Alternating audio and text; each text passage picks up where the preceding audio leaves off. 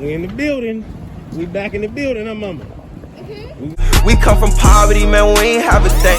We come from poverty, man, we ain't have a thing. Going back in the building or what? Huh? Yeah. Going in, we gonna get one of them bags my man got, right? These here. Aren't you? Every day we go to one. That's what we do. So now, it's time to do what we do. Come on.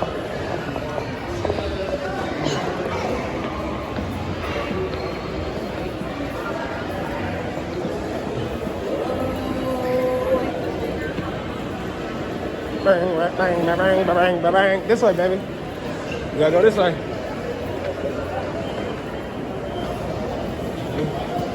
Busy in this bag.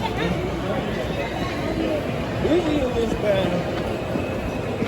We going right there.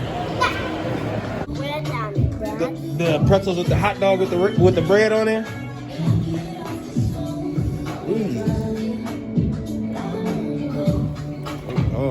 One eternity later. And just like that, we made it back home, baby. So I saved this part for you guys. He opened the box a little bit just so I could see inside, but I haven't seen him. I haven't seen him. It got that boy on there, right? So it got the sticker on there to show you that these was reserved for me. And it has the traditional box. It got the traditional box. The color says these are white University Red Del Sol, size 12. Let's see what they are.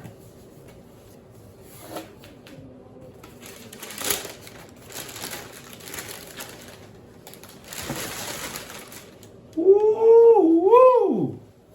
Hey.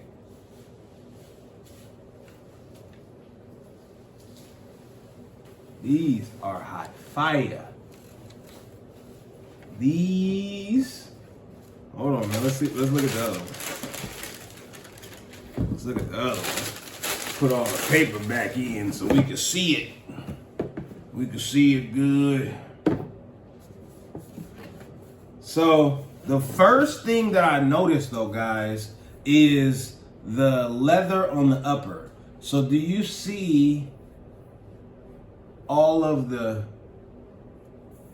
indentations and stuff like that? It kind of reminds me of that Jordan 12 leather. And I don't know whether that's a good thing or a bad thing. Hopefully what that means is that the shoe is more durable and stands the test of time. But this nubuck suede-ish part, boy, this is crazy. You talking about feeling this. This is wild, man. I mean, obviously my favorite parts are the red accents, right? The red Jordan sign with the red bottom. Yeah, these is wild. These is wild, man. These is wild. The little, look, and that go back to my childhood pressing on that, man. These are wild, man. These are wild boy, man.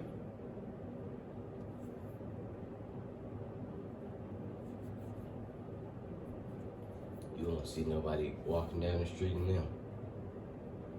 I bet you will. You'll see a bunch of people walking down the street in these. Because, you know, everybody got that addiction to putting the shoe to foot as soon as possible. And that's, I respect that more than, you know, the new guys with the resale market and letting that dictate whether or not the shoe is cool. So that's what we're about to talk about, guys. So we got the Jordan 13 Del Sols.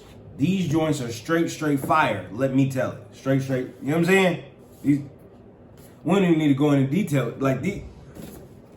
Like copper drop, these is a big cop, as you can see.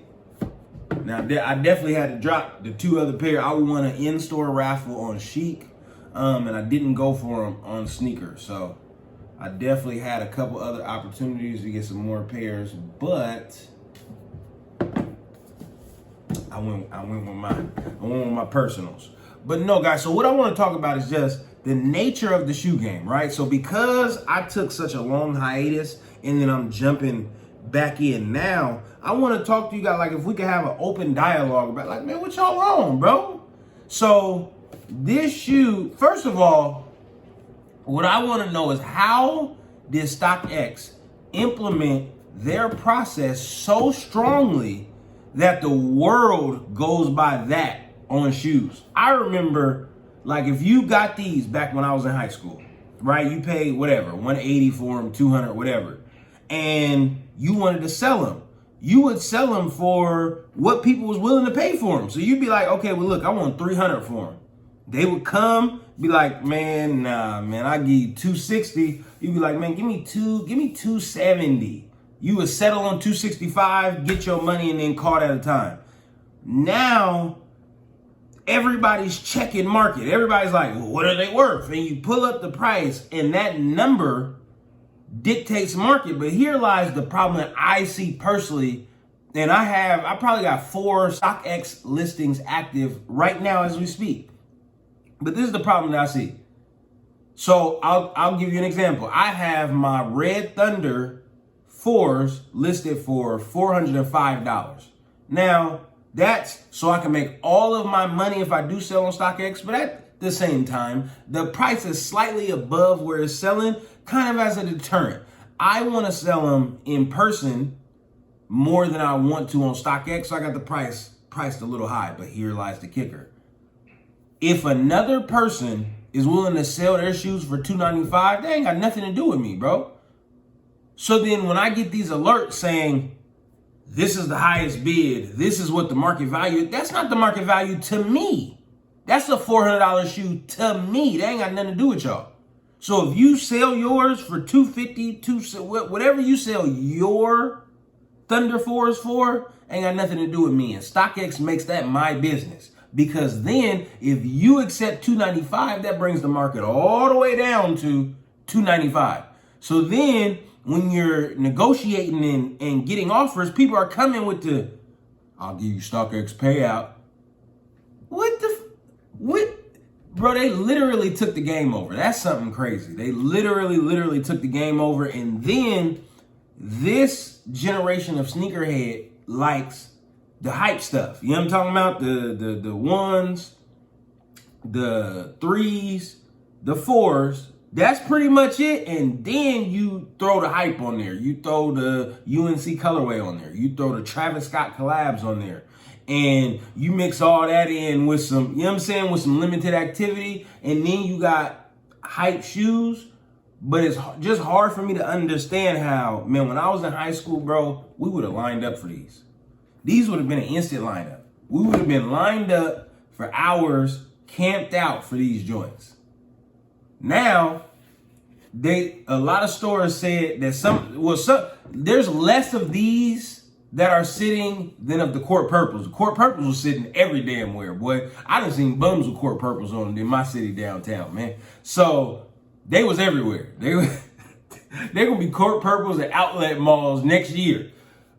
So these sat less than the court purples, but this is one of the only Jordans I'm talking about. So look, them damn offline packs, what's them called? Them little cool gray, I'm gonna put the picture on the screen for y'all. But them little cool gray hiking winter shoes, them joints sold out faster than these on sneakers.